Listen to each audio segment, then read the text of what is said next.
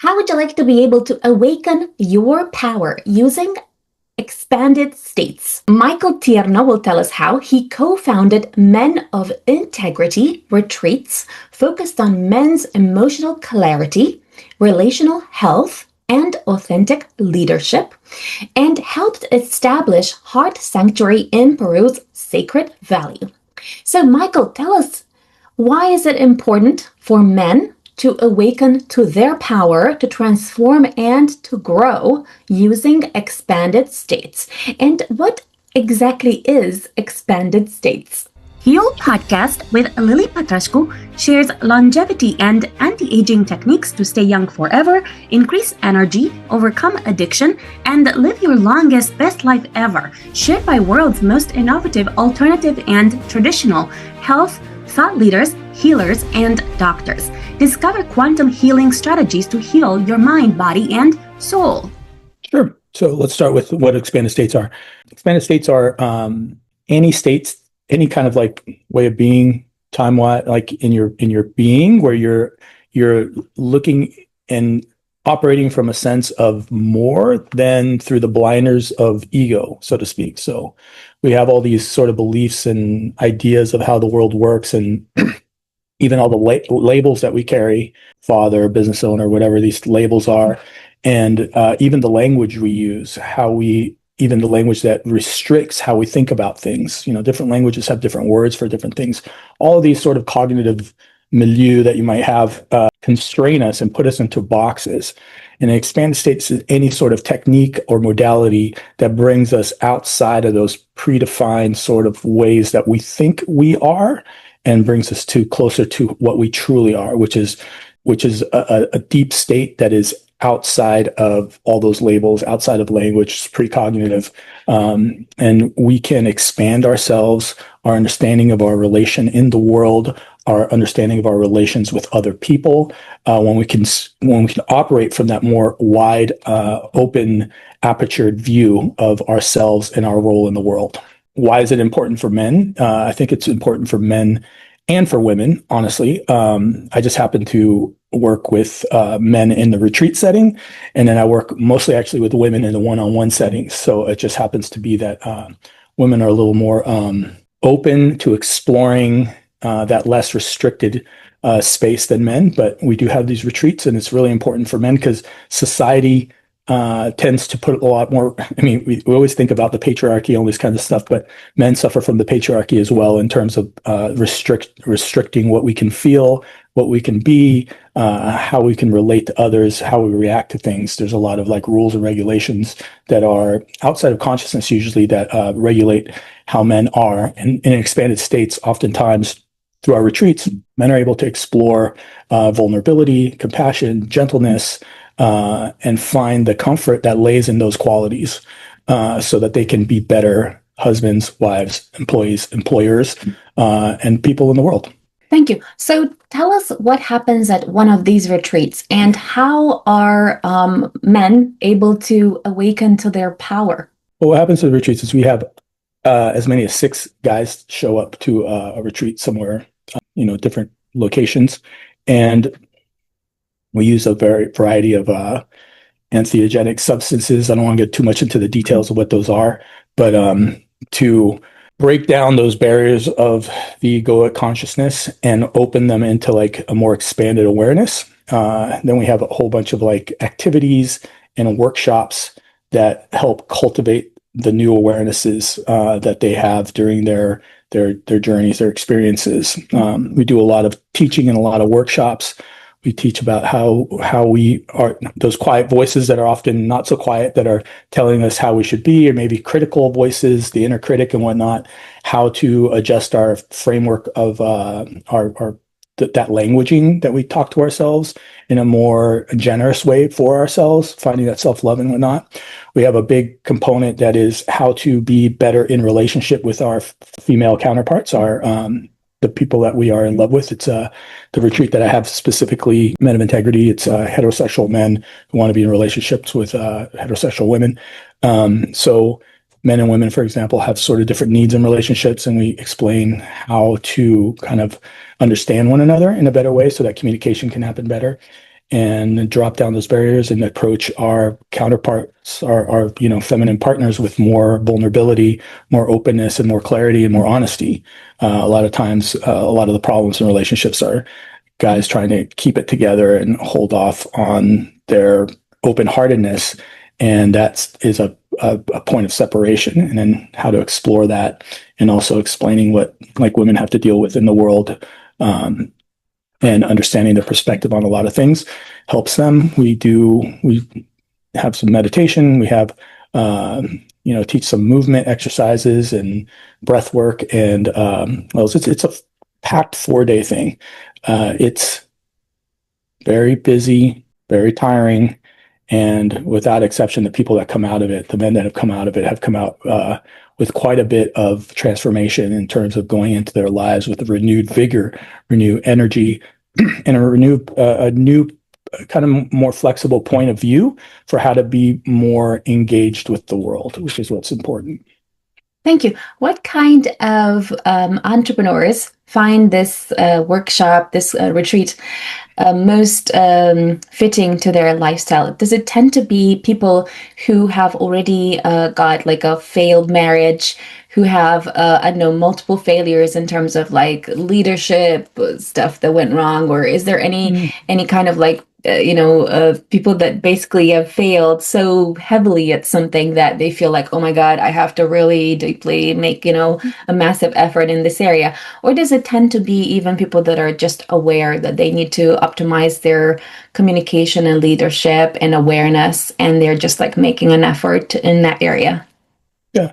I mean, we have guys that have, the whole gamut. Everybody, if you've lived a full life, you have failed at something, right?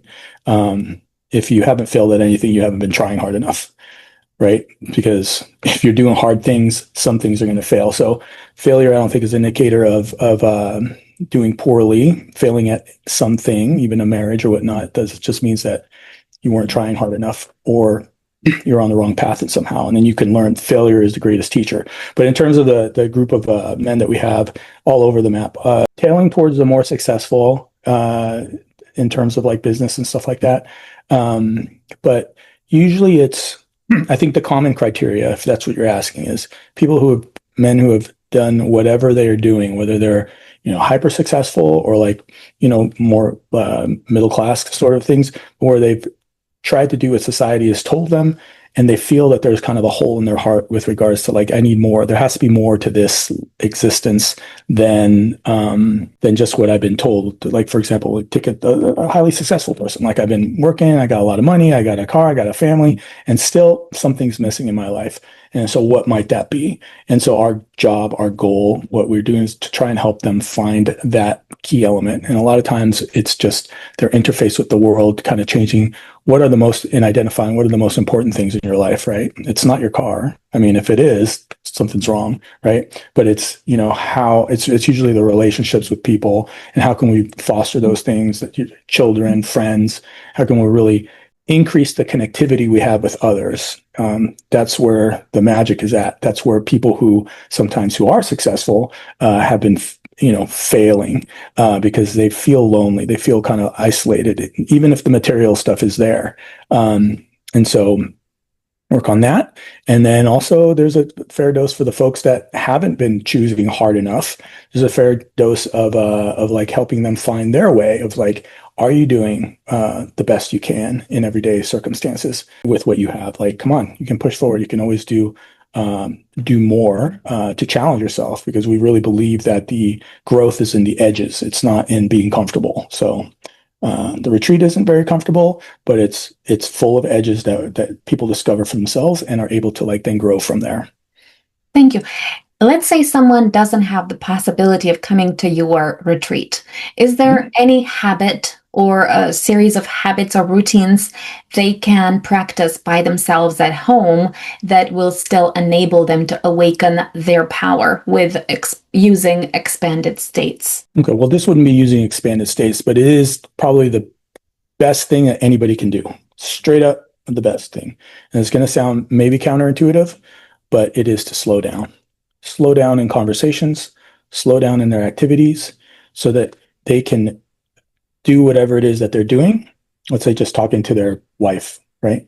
If you slow down and make space for your partner to talk and make space for yourself to think rather than trying to get, rushing through a conversation, you'll come to much more agreement than if everybody's in a hurry to get what they want to say out there. Or if you're writing, having to do something for work, making a marketing plan or something. If you're rushing through it, it's not going to be very good. And in the end, you're going to spend more time and money redoing the marketing plan, fixing the errors that you made the first time than if you just took your time and did it slowly and carefully. I think rushing is our biggest enemy in the society. Everything's go, go, go, fast, fast, fast. And we end up making more mistakes and we end up being more outside of our present moment. And we end up being more stressed and less effective when we are rushing through things. So that would be like the main thing. And I kind of teach some techniques on how to slow down. But it's absolutely critical. Rushing through life is just going to get you to the, it's going to get you to death, not remembering what had happened because you haven't been present through the entire experience of this, this life that we have here to experience. Thank you. Tell us your some of the exercises that happen at the retreat and the impact of those exercises on the entrepreneur's ability to awaken to their power. Sure. So, like I mentioned in the beginning, when we're going through our lives, through our kind of this perceptual ideology that we have about how the world is, how we are in the world, how we need to be in the world, colored by our past traumas, by our generational traumas, by beliefs that we've conjured up. And then we go through the world and things keep bumping against this and we feel kind of like off kiltered on these things. And so through some of the experiences that we provide with some substances, for example, those egoic layers drop off and allow the participants to see their lives, their place in the world from a slightly different perspective. And they realize, oh, I do this. I've been doing this because of this belief. And wow, it's really caused me a lot of trouble in my life. Right. And so very oftentimes they're able, and they didn't even know that this was, this pattern of behavior that they have was even a pattern of theirs that they were choosing to engage in and why. And so from seeing these patterns, seeing these beliefs, having these awarenesses, they're able to like come to life and approach life without letting these patterns, these ways of being, control their behavior. Because it really is doing things, when we're doing things because of these underlying cognitive mechanisms, we are doing them outside of our control because we're not aware of them. So they're driving us. And so that's one of the things there's a lot of talking in group, sharing, and not just sharing for the sake of sharing, but real like deep understanding and support and helping guide one another. Because one of the things that the guys learn is that everybody has struggled with our lives aren't as different as we imagine that they are. Not that we like to imagine, but that we think they are. And so when we're in a group of men and we're talking about the things like, oh, you have this problem too. Oh, I have this problem too. And then, oh, I've solved this problem and whatnot. And then we have this way to like support each other and help each other go through these sorts of things in community, because there really is a brotherhood outside of in the retreat and afterwards. After people are do a retreat, they go into the larger community. We have monthly calls, we have a Telegram group, all these things so that people can continue to support in the broader community that we've created and help each other out. Thank you. Tell us about how you awakened to your own power using expanded states. Sure. Well, I was comfortable business, family, kids, all that kind of stuff. And just like I was describing, I didn't know. I felt like, oh, well, this is, I've done everything that society kind of told me I was supposed to do, and yet slightly dissatisfied. What is that about? So no connection to any kind of spirituality, divinity, deeper sense of self. I was fairly convinced that, not fairly convinced. I was totally convinced that we were just like, meat suit robots going on, and when we die, it's gone, it's over, and that there was nothing more to this life but YOLO, you only live once, and like get what you can when you can, and trying to have as much fun as you can in the moment, because when you're dead, and that's it. Which even if that was true, it's not a way to live. So when I went to Peru about 10 years ago, I awakened to a realization that there is more to my human experience than what I had allowed myself to be aware of. So all these beliefs I had about like, and it's been an evolving experience ever since, of learning and reading and exploring and having teachers help me out, and having more and more journeys myself. But I realized, wow, I am really fully connected to everything in the universe at all times. We're not separate beings. Everything's in relation to everything else.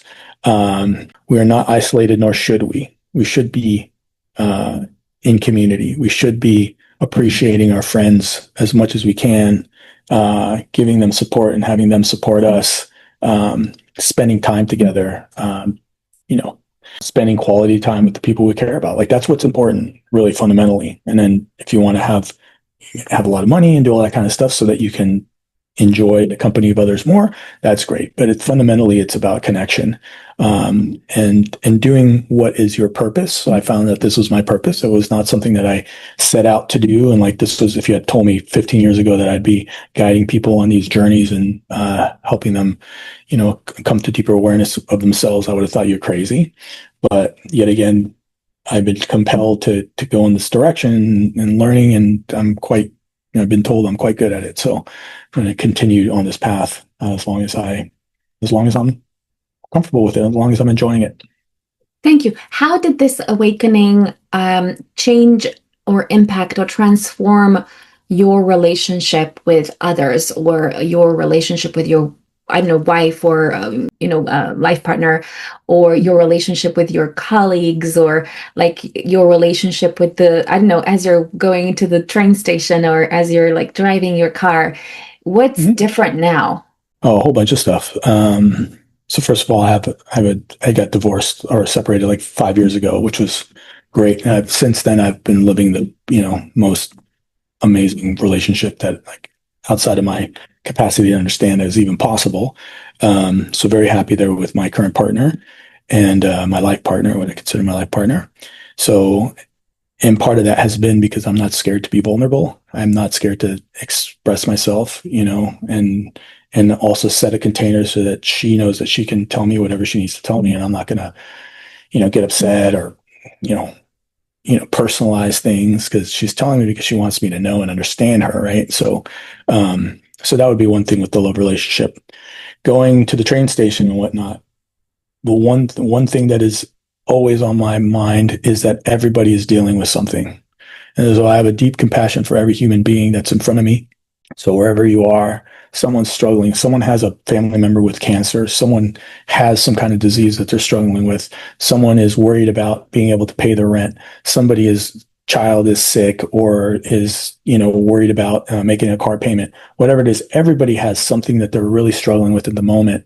And recognizing that this in everybody, that is part of the human condition, it's made me deeply compassionate for people, and also not personalizing things. People say something that is unkind to me. It usually doesn't. It's usually easy to identify that it's more with them than with me, and that they are reacting rather than responding, and that if they were in their best way of being, that they probably wouldn't say whatever it is they're saying. A lot of things. I have a ton of friends now. I was kind of more isolated 10 years ago, just work, family, and that kind of thing. I have a whole bunch of friends, an active social life, people I care about, people that I spent time with and enjoy, and whose company I enjoy.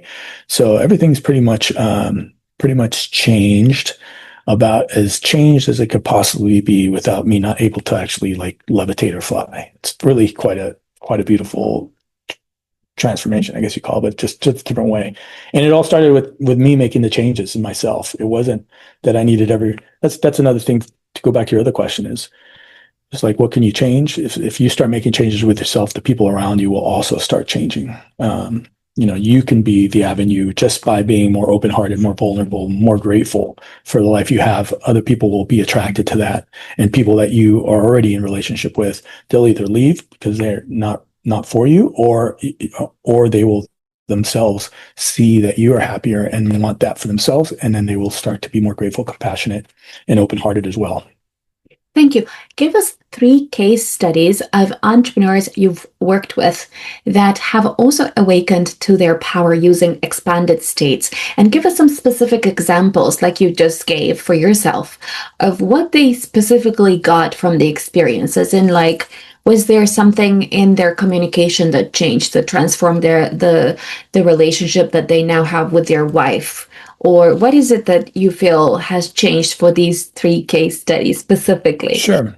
All right, let me go into the memory archives here. So I'm thinking about somebody, didn't have to do with their, had to do with their relationship with their son, right? So when they came to the retreat, they would have said, yeah, I have a good relationship with my son. And through the course of the retreat, they realized that the relationship they had with their son wasn't the relationship that they wanted, that their father never really hugged them or was very loving towards them. And so this person was modeling, was basically doing the same thing with his son, right? And I realized, hold on a second, I'm doing this only because this was my experience of what a father-son relationship is, but boy, it's missing something. And so his journey with his son in this case was he went out to breakfast like the week after the retreat and gave his son a big hug. And the son was like, what's this? I don't know what's going on here. My dad's giving me a hug. This is very weird. But after that ice was broken, now they're much more closer. They talk a lot more. They go to basketball games. They do all kinds of stuff together, and they're much more affectionate with one another. And they have a much deeper relationship one with the other, a relationship that never would have even been possible had there not been that breakthrough of recognition that, oh, this relationship that I had with my son, which I thought was great, is actually not as great, but is just me remodeling the relationship I had with my own father and taking care of that. That's one. Another one would be with another gentleman, and we'll talk about his wife. This guy was always trying to manage the narrative. So maybe he wasn't being as honest as he would have been. Not to say that it was like cheating or anything like that, but he tried to say he would tell his wife what he thought that she wanted to hear, right? And so he wasn't being authentic to himself. She wasn't getting the right story, and so it was causing stress in their relationship. And then over the course of the retreat, he recognized, wow, this was his words, I'm a manipulator. I say things that people want to hear. So for a variety of reasons, A, I don't want confrontation. B, I want them to do what I want, all these kinds of things. And recognized that that wasn't the way to be. He and I worked together after the retreat a little bit for how to identify when he felt that he wasn't going to be, when he felt that kind of desire to say what he thought his partner wanted to hear, which was not what she wanted to hear, right? She wanted to hear what was inside him, and has been working on that since then. And his relationship with his partner has blossomed. I mean, they're closer now than ever. Everybody knows what's going on because the level of honesty that's being exposed there. Another example, there's so many. Another example that I like to that I remember because it was such a kind of a shocking. Someone that showed up to a retreat was had kind of an opioid pill problem and didn't tell us about it. Didn't say that this was something they were working on, so we had no idea that this was a struggle, that they were taking pills in their life.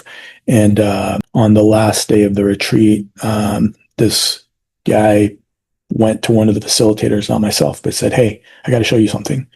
And then brought out a big bag of pills. Said, I got to get rid of this shit. This doesn't serve me. And he had come to the realization on his own. So we don't preach people to do anything, right? So they come to it on their own. We offer the container for people to come.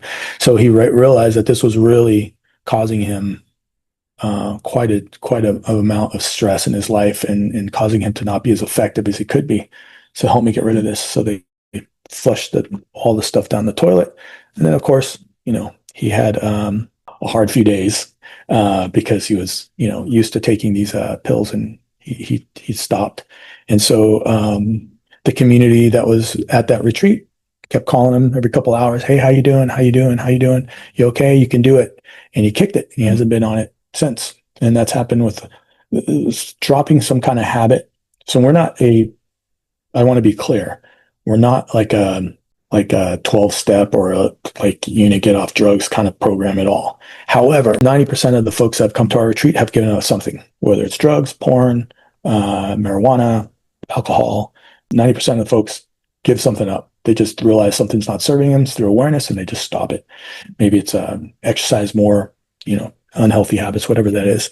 And about 75% of the folks that have gone through the program have given up or taken some action, more than one action, to improve their lives in very, very strong ways, and have kept it on. So thank you. Tell us where.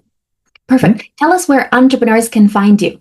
You can find me at michaeltiernoguide.com. If you want to read about the retreats, you can go to moi.community. It's just It's https:/moi.community. That's the address, and you can learn about the retreats there. If someone's interested in going to Peru and exploring ayahuasca in the Sacred Valley, which is a whole other enchilada, you can go to heartsanctuaryretreats.com. I can promise you that will be the most beautiful ayahuasca ceremonies that you could possibly experienced. I've been to many, many, many, served up by many, many different shamans, and this is the place that I feel most comfortable sending folks to. I know what entails and who people are that are running it, and it's all done in perfect integrity. So that's how you can reach me. Follow me for more interviews with world's most innovative health change makers to live your healthiest life ever.